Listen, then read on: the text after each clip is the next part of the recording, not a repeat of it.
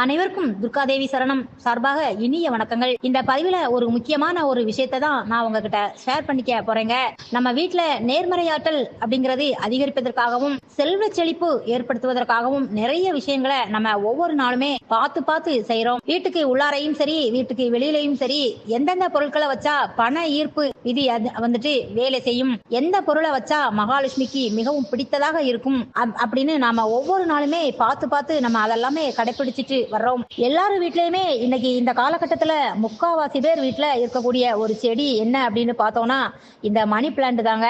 பண ஈர்ப்பு செடினே ஒரு குறிப்பிட்ட செடிகள் இருக்குது இல்லையா? அதுல வந்துட்டு துளசி, கற்றாழை, வெற்றிலை, மல்லிகை, செம்பருத்தி அப்படின்னு நிறைய செடிகளை சொல்லிக்கிட்டே போகலாம். அதுல இந்த மணி பிளான்ட்டும் ஒன்றுங்க. இந்த மணி பிளான்ட் வந்து நம்ம வீட்டுல வச்சு வளர்ப்பதனால நேர்மறையாற்றல் அதிகரிப்பதோடு மட்டுமல்லாமல் பண ஈர்ப்பையும் பண வசியத்தையும் அது எந்த இடத்துல இருக்குதோ அது ஏற்படுத்தி கொடுக்குதுங்க. அதனாலதான் நிறைய பேர் அவங்க வீட்டுக்கு உள்ளாரையும் சரி, வெளியிலையும் சரி, ஒவ்வொரு அலுவலகத்திலையும் சரி, அவங்களோட ஒர்க்கிங் டேபிள்ல மேல கூட ஒரு சின்ன கிளாஸ்ல தண்ணீர் விட்டு அதுல வந்து இந்த மணி பிளான்ட் வளர்த்துட்டு வர்றாங்க. இது எல்லாமே எதற்கு அப்படின்னா அதை பார்த்தாலே நமக்கு ஒரு மன அமைதியை தருகின்றதுங்க. அது இருக்கக்கூடிய இடத்துல அந்த காற்றை சுத்தமாக்குகிறது. இந்த மாதிரியான விஷயங்களுக்காகத்தான் இந்த மாதிரி நம்ம மணி பிளான்ட்டை ஒரு ஒரு ஆர்வத்தோட நம்ம வளர்க்குறோங்க. ஆனால் சில பேர் சொல்லுவாங்க, எல்லாரும் வச்சிருக்காங்க, எல்லாரும் வச்சிருக்க மாதிரி தான் நாங்களும் மணி பிளான்ட் வச்சிருக்கோம். ஆனால் மற்றவங்க சொல்ற மாதிரி அப்படி ஒன்றும் பணம் எல்லாம் சேர்ற மாதிரி தெரியலைங்க. அப்படியெல்லாம் செல்வ செழிப்போடையும் நாங்க இல்லைங்க. கடன் பிரச்சனை நிறைய இருக்குது அப்படிங்கிற ஒரு புலம்பலோட தான் இருக்கிறாங்க. பொதுவாக ஏன் நம்ம மணி பிளான்ட் வச்சோம் இந்த மாதிரியான விஷயங்கள் நடக்குது அப்படின்னு பார்த்தா, மணி பிளான்ட் வச்ச உடனே பணம் வந்து கூரையை பிச்சுட்டு கொட்டும் அப்படிங்கிறத எந்தவித விதிகளுமே கிடையாதுங்க. அது வந்து என்ன செய்யும் அப்படின்னா உங்களுடைய மனப்பான்மையை, அதாவது அதை வந்து மாற்றி அமைக்கும். எல்லாத்தையுமே நீங்க வந்து நேர்மறையா சிந்திக்கிற ஆற்றலை வந்து உங்களுக்கு இந்த மணி பிளான்ட் பெற்று தருங்க. நீங்க உங்களோட விடாமுயற்சி, உழைப்பு அதெல்லாமே நீங்க போட்டீங்கன்னா தான் உங்களுக்கான ஒரு பணமோ செல்வ ஈர்ப்பு விதியோ வேலை செய்யும். இந்த மணி பிளான்ட் வளர்க்குறதுல நிறைய பேர் சில தவறுகளை செய்கிறோம். அந்த தவறுகள் எல்லாம் என்னங்கிறத இந்த பதிவை பார்க்கலாம். ஸோ பதிவை கடைசி வரை ஸ்கிப் பண்ணாம பாருங்க ஃப்ரெண்ட்ஸ். பொதுவாகவே இந்த மணி பிளான்ட் வளர்க்குறதுல நம்ம என்ன தவறுகள் செய்யறோம் அப்படிங்கிறத நான் சொல்றேன். உங்க வீட்டுல அந்த தவறுகள் இருந்ததுன்னா நீங்க வந்து அதை உடனே மாற்றி அமைச்சுக்கோங்க. இந்த மணி பிளான்ட் நம்ம செழிப்பின் அடையாளமாக பார்க்கிறோங்க, லட்சுமி தேவியின் அடையாளமாகவும் பார்க்கிறோம். உங்க வீட்டுல இருக்கக்கூடிய மணி பிளான்ட் வந்து படர்வதற்கு இடமில்லாமல் தரையிலேயே தான் வந்து படர்ந்துட்டு இருக்குது அப்படின்னா அதை வந்து தவறான விஷயம் அப்படின்னு சொல்லப்படுதுங்க. அது வந்து மேலோங்கி வளர்வதற்கு ஏதாவது ஒரு கயிறோ அல்லது ஒரு குச்சியோ நட்டு வச்சுக்கோங்க.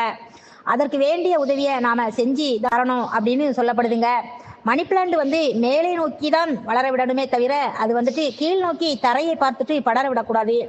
இதை மாதிரி தான் நம்முடைய பொருளாதாரமும் இருக்குங்க அப்படின்னு சொல்லுவாங்க. ஒரு சிலவங்கலாம் பார்த்தீங்கன்னா இந்த மணி பிளான்ட்டை சிலர் ஆசையாக வாங்கி வச்சுடுவாங்க. ஆனால் அதுக்கு அப்புறமா அதை கவனிக்க மாட்டாங்க. அதில் வந்து நிறைய இலைகள் காய்ந்து போயிருக்கும். அந்த மாதிரியெல்லாம் காஞ்சி போயிருக்க இலைகளெல்லாம் ஃபுல்லாகவே மஞ்சள் ஆயிடுச்சு அப்படின்னா அந்த காய்ந்த இலைகளை வந்து மஞ்சள் இலைகள் வந்து அந்த செடியில் இருக்கக்கூடாதாங்க. அதை எல்லாமே உடனுக்குடனே அப்புறப்படுத்தி அதை வந்துட்டு நல்லா வளர்றது அப்படிங்கிறத நம்ம வந்து உறுதிப்படுத்தி பராமரிச்சுட்டு வரணுங்க.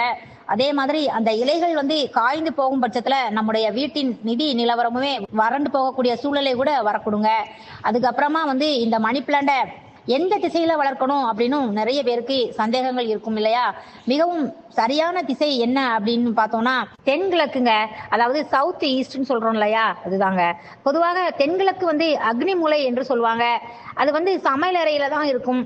அந்த சமையல் அறையில வீட்டுக்கு வெளியில வந்துட்டு உங்களுக்கு இடம் இருந்துச்சு அப்படின்னா அந்த மூலையில மணி பிளான்ட்டை இதை மாதிரி வளர்வதற்கு ஏதுவான ஒரு சூழலை ஏற்படுத்தி அதை வளர வழி செய்யலாங்க.